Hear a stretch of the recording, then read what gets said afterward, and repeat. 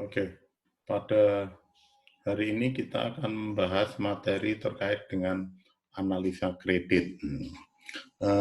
Seperti diketahui bahwa analisa kredit itu adalah satu yang sangat penting dalam proses perkreditan, di mana dengan analisa yang baik itu bisa memastikan kita eh, kredit itu akan kembali. Artinya ini adalah salah satu penerapan dari satu teori untuk meminimumkan risiko kredit.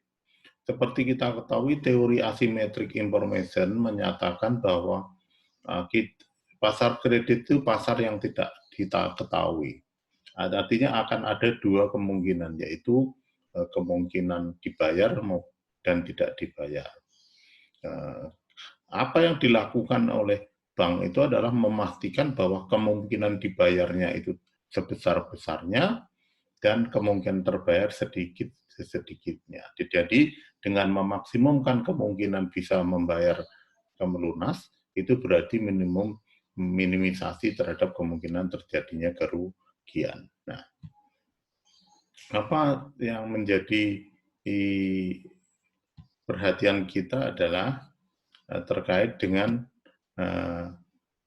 proses yang namanya analisa kredit. Nah, analisa kredit itu sebenarnya dapat dikelompokkan menjadi dua, yaitu analisa data kualitatif dan data kuantitatif. Perlu menjadi perhatian bahwa saat ini yang menjadi sangat penting adalah yang namanya analisa kualitatif.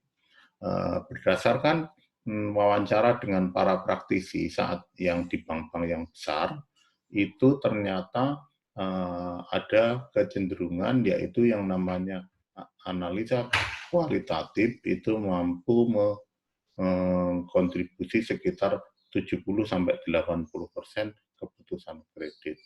Artinya dengan analisa kualitatif yang bagus itu kita bisa memberi kontribusi keputusan diberi atau tidak, ya. Dan kalau analisa kuantitatif karena yang terkait dengan keuangan, sekarang ini kontribusinya makin kecil karena memang informasi-informasi keuangan itu relatif bisa dimanipulasi, sehingga kadang-kadang kita akan mengalami kesulitan untuk memastikan apakah ini bisa benar atau tidak. Nah, dalam analisa kredit juga perlu diperhatikan yang namanya aspek internal. Ya. Apa itu aspek internal? Aspek internal itu yaitu apapun yang terkait dengan perusahaan itu. Artinya perusahaan bisa mengendalikan. Sementara faktor eksternal dan faktor yang di luar kendali bank. Kalau faktor internal contohnya adalah efisiensi, strategi penjualan, ekspansi.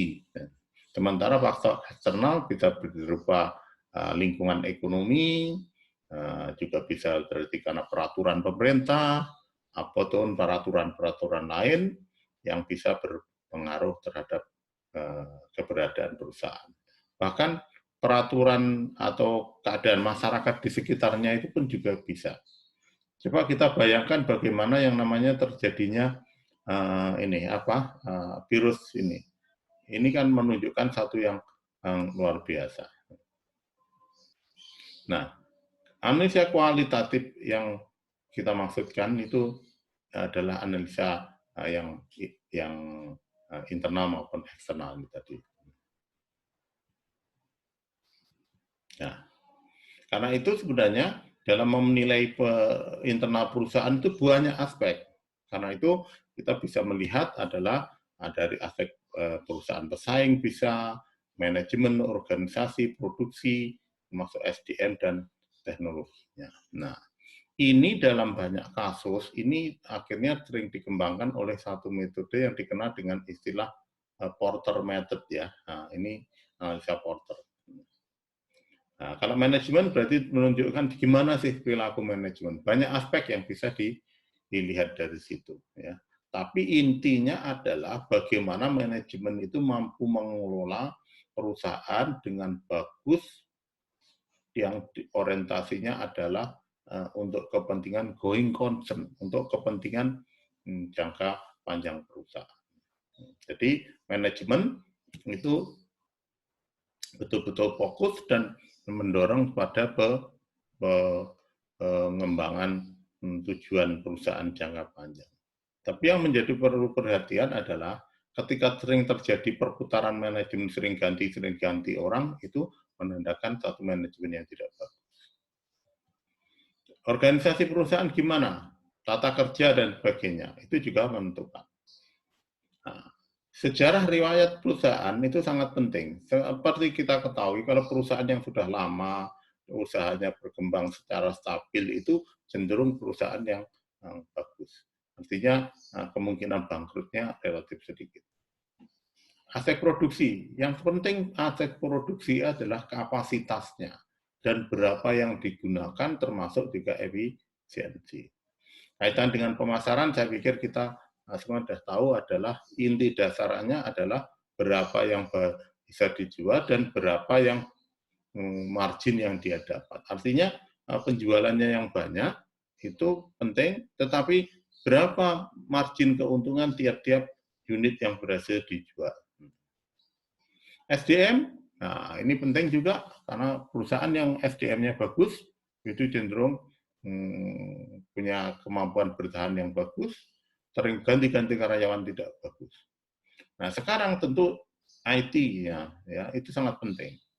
Karena apa? Ini menentukan efisiensi operasional, kecepatan dalam banyak aspek, dan juga yang penting adalah fleksibilitas teknologi. Contohnya adalah perusahaan yang menerapkan sistem akuntansi dengan SAP itu cenderung perusahaan-perusahaan yang memiliki tata kelola yang bagus.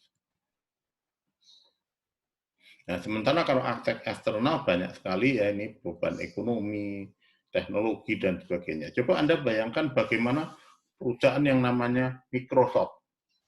Dia selalu ada di depan. Tetapi bagaimana dengan Nokia? Nah, Nokia ternyata hancur. Kenapa? Karena dia perkembangan teknologi tidak diikuti.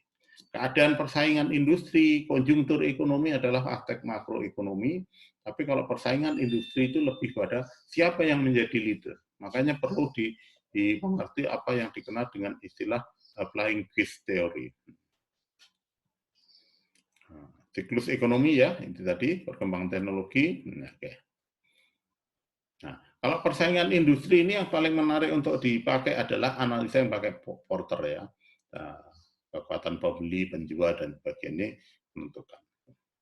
Nah, ini yang 5C, karakter, capacity, capital, collateral, itu memang banyak dipakai, tetapi sekarang dalam prakteknya itu sudah mengkabur dalam artinya bahwa ini sudah menjadi satu kesatuan dan makin kompleks. Tetapi inti dasar bahwa 5C itu tetap penting. Yang terpenting dari semuanya itu adalah namanya karakter. Karena apa? Karakter itu menentukan willingness to pay.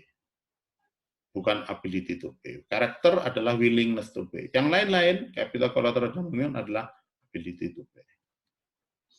Nah, dalam prosesnya untuk melakukan analisa ini, tentu yang analisa kuantitatif kita pakai yang namanya laporan keuangan, rasio-rasio yang dipergunakan, gitu ya. Nah, laporan apa yang paling penting? Laporan laba rugi, perubahan ekuitas, dan arus kas, dan sebagainya. Nah, laporan arus kas itu penting sekali karena disitulah sebenarnya bisa kita lihat apakah perusahaan itu sebenarnya memproduksi kasnya lebih banyak atau mengeluarkan kas lebih banyak. Karena ini bahaya nanti kaitannya dengan kemampuan membayar secara rutin. Nah, saya tidak banyak menjelaskan tentang penilaian laporan keuangan ya melalui rasio-rasio karena saya nanti akan melakukan praktika terhadap bagaimana menilai ini. Tapi intinya rasio-rasio yang biasa dipakai itu dipakai yaitu rasio likuiditas, solvabilitas dan profitabilitas atau rentabilitas. Nah, tentu yang ini sudah banyak yang tahu tentang analisa komparatif ya. Baik itu tren, common size, dan sebagainya. Bahkan kalau bisa dibandingkan dengan industri yang lain. Dan juga ada namanya analisa laporan pro forma. Jadi gimana yang terjadi setelah kita berikan kredit? Ini dampaknya gimana? Nah ini analisa laporan rugi laba ya, nanti dipelajari lebih karena keterbatasan tempat kita untuk menyimpan. Nah, ini rasio-rasio likuiditasnya yang biasa dipakai. Ya. Nah, yang penting yang di bawah ini, prinsip dalam evaluasi kredit itu tidak boleh diberikan pada satu orang, harus paling tidak 2. Makanya ada namanya POIS Principle. Ada prinsip yang namanya obligor.